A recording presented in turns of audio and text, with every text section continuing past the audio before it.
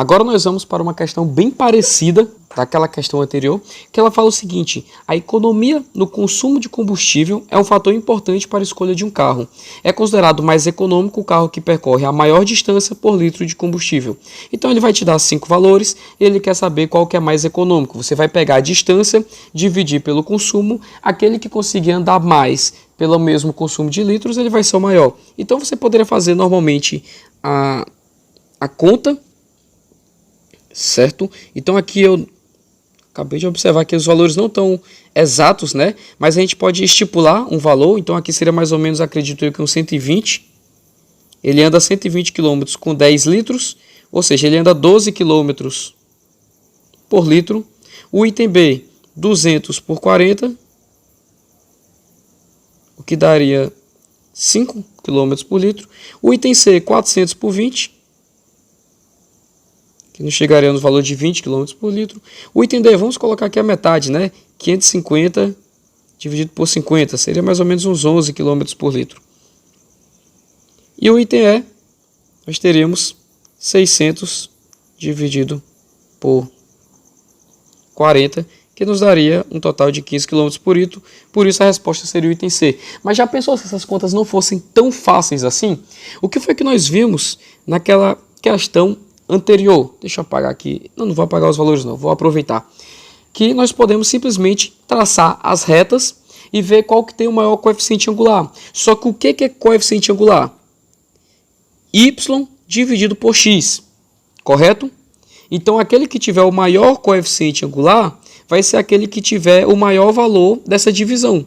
E ele vai estar o mais próximo possível do eixo y. Só que o que acontece nessa questão? Eu não estou calculando y dividido por x.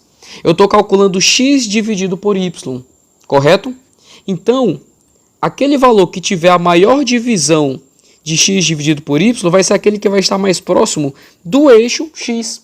É o contrário, né? Ele vai ser o menor coeficiente angular, no caso, porque a minha equação que eu estou fazendo é x por y. É o oposto, não é y por x. Então a gente pode fazer aquela mesma ideia. Caso não tenha ficado claro, assista esse vídeo anterior, que eu vou deixar aqui na descrição, para que você possa entender todo esse processo de raciocínio. E aí é só você agora, nesse caso, você vai utilizar aquele que tiver a menor inclinação. E aqui é até fácil de verificar, porque o item C, você percebe que você tem que dar 1, 2, 3, 4 para a direita e 2 para cima, né? Então você tem que fazer 2 para 1. Seria isso aqui, ó.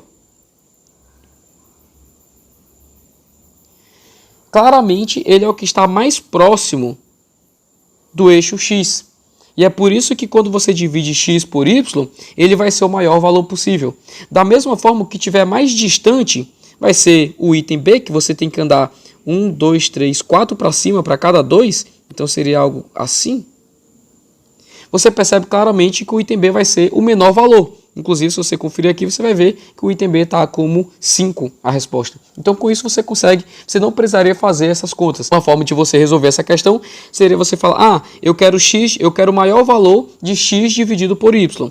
Se eu quero maior, então é só eu ver qual reta vai ficar mais próximo do eixo x, porque o x é o numerador.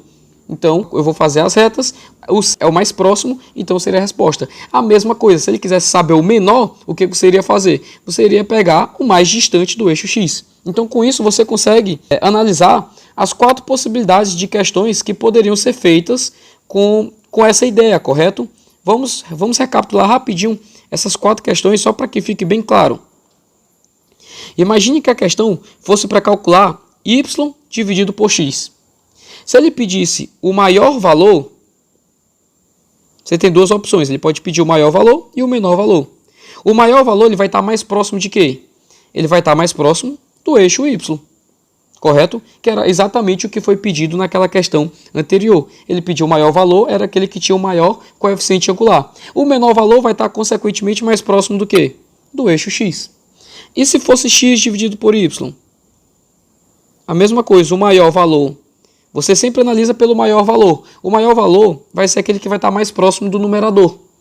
E o menor valor, consequentemente, vai ser o oposto, que no caso vai ser o denominador.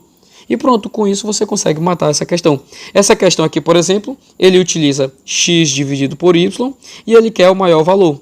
Então eu pego a reta que está mais próxima do eixo X, que seria essa daqui, e mato a questão. E aí, gostou dessa sacada? Então deixa um comentário falando se esse vídeo te ajudou de alguma forma a ver essa questão por uma outra perspectiva. Além disso, não se esqueça de se inscrever no canal, ativar o sininho das notificações e eu te aguardo aqui nos comentários.